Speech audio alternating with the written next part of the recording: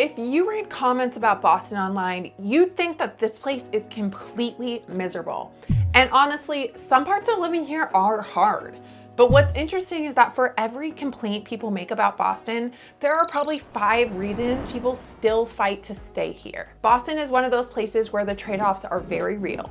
It's expensive, competitive, and honestly not always easy to live here. But there's also a reason people keep moving here, competing for housing, and building their lives here anyway. I think a lot of people misunderstand Boston because they compare it to cities that are trying to be completely different things. Boston was never supposed to be the cheapest city or the flashiest city. People move here for opportunity, education, healthcare, walkability, career growth, and stability. And if you're thinking about moving here, investing here, or even leaving here, understanding why people still choose Boston despite all the criticism actually matters. I've lived in different parts of Greater Boston. I work with buyers moving here every single week, and I spend a lot of time helping people figure out not just where they want to live, but whether Boston actually fits the life they want. So in this video, I want to break down some of the biggest complaints people make about Boston, what's true, what's overblown, and why so many people still choose to stay here anyway. Let's start with the most common one, and honestly, the one that's hardest to argue with. Boston is expensive.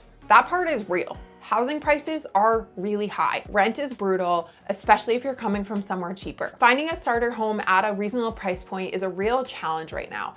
And when you layer in taxes, childcare costs, and parking, which in this city can run you hundreds of dollars a month, the cost of living adds up really fast. I'm not gonna sit here and pretend that it's not true, because it is. But here's what a lot of people miss when they talk about Boston's cost of living. Boston has one of the strongest economies in the entire country. The major industries here, healthcare, biotech, education, finance, and tech, they're not going anywhere. These are high salary fields, and that's a big part of what's driving pricing. The job market here genuinely supports the numbers in a way that a lot of cities don't. Historically, Boston real estate has been resilient compared to many other major markets. It's not a market that tends to crash dramatically and stay down. Long-term appreciation has been strong, and that matters a lot if you're thinking about buying here as an investment, not just as a place to live. And here's something that gets overlooked a lot. Boston is one of the most walkable cities in the country. Depending on where you live, you can genuinely reduce or eliminate your dependence on a car. When you factor in what people in car-dependent cities spend on transportation, think car payments, insurance, gas, maintenance, that gap in the cost of living starts to narrow more than you'd expect. The other thing worth saying is stability matters. Boston has been consistently desirable for a very long time. That's not an accident. Boston is expensive because a lot of people with money really want to be here. And for buyers who are playing the long game, thinking about career growth, equity, and building something over time, that matters more than finding the cheapest possible entry point. This one comes up constantly. And I'll be honest, there is something to it. People in Boston are more reserved. If you're coming from the South or the Midwest where strangers wave at you on the street and small talk is just part of the culture, Boston can feel cold at first. People here have a harder exterior. They're not going to greet you with a big smile and ask you how your day is going just because you're standing next to them in line. That's real. But reserved is not the same as unkind. And I think that's a distinction that gets lost a lot online. People here tend to be direct. What you see is what you get. Nobody's going to fake being enthusiastic about meeting you.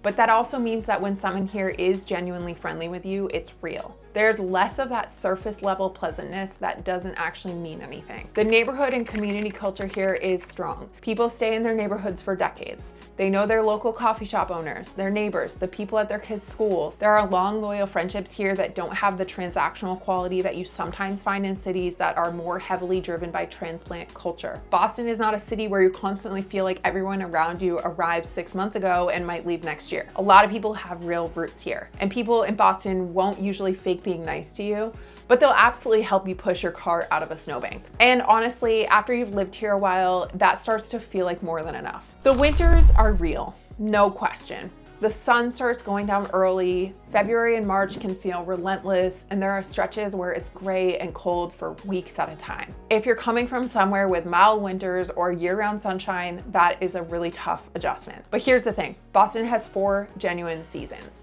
And if you actually like that, it's one of the best places in the country to experience it. Fall in New England is legitimately stunning. Anyone who's driven through the suburbs or up into New Hampshire or Vermont in October knows exactly what I'm talking about. Summer on the coast is is amazing. The beaches, the harbors, the outdoor dining, even winter for people who lean into it rather than just endure it, has a real cozy culture to it. And this is something that doesn't get said enough. One of the best parts about living in Boston is the access it gives you to the rest of New England. Cape Cod is right there, Maine is a couple hours north, Vermont and New Hampshire ski towns are close. You get beaches, mountains, lakes, and coastline all within a reasonable drive. And if you like being outdoors any season, any kind of outdoor activity, the greater Boston area is an incredible base. One of the best parts of living in Boston is honestly how much of New England you get access to. The weather in Boston itself is a trade-off, but the lifestyle that comes with being located here, that part gets undersold constantly. And honestly, this is exactly why relocating to Boston can be so confusing online. You'll hear one person say it's the best place they've ever lived, and another person say they couldn't wait to leave. A lot of it comes down to lifestyle fit. So if you're thinking about moving to Boston or the suburbs, we've actually put together a free Boston relocation guide that breaks down neighborhoods,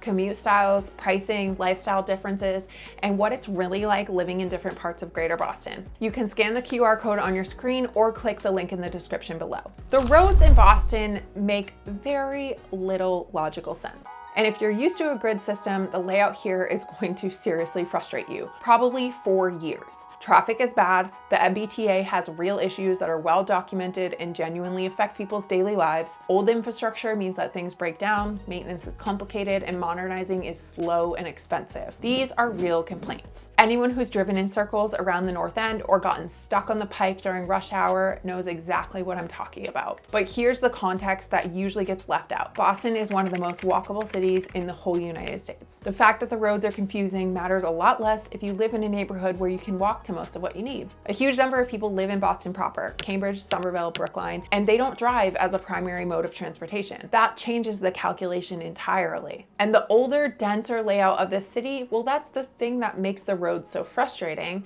but it's also what gives the character that people love. Beacon Hill, the North End, the South End, these neighborhoods feel the way they feel because they weren't bulldozed and rebuilt on a modern grid. Cobblestone streets, narrow blocks, the human scale design, that's a direct result of a city being nearly 400 years old. Newer planned cities in the Sun Belt are often easier to navigate and much more car friendly. They're also often harder to feel genuinely rooted in. Boston wasn't designed for modern traffic. It was designed nearly 400 years ago, and weirdly, that's also part of why people love it. The infrastructure frustrations are real, but for a lot of people, the trade-offs are worth it. This one comes up, and I think it says more about what someone is looking for than it says about Boston itself. Boston is not flashy. The nightlife is smaller than New York or Miami. If you're moving somewhere to go out every night, to have a giant social scene and feel like you're the center of the universe at all times, Boston's probably not your city. People don't generally move to Boston to party, but what Boston does offer is something that I think actually matters more to the people who are drawn here. Greater Boston has one of the highest concentrations of universities and colleges in the country, and that shapes the energy of the city in a meaningful way. There are always interesting people, interesting conversations, and interesting work happening here. The neighborhood identity here is deep. Every neighborhood has its own character, its own businesses, its own feel, and people are connected to where they live in a way that isn't universal in a lot of American cities. The sports culture here is legendary, and if you're into it, it's one of the best places in the country to experience it. The restaurant scene has gotten significantly stronger over the years. The outdoor access is excellent. The pace of life is more considered. People here tend to build slower, more intentional lifestyles than chasing the loudest,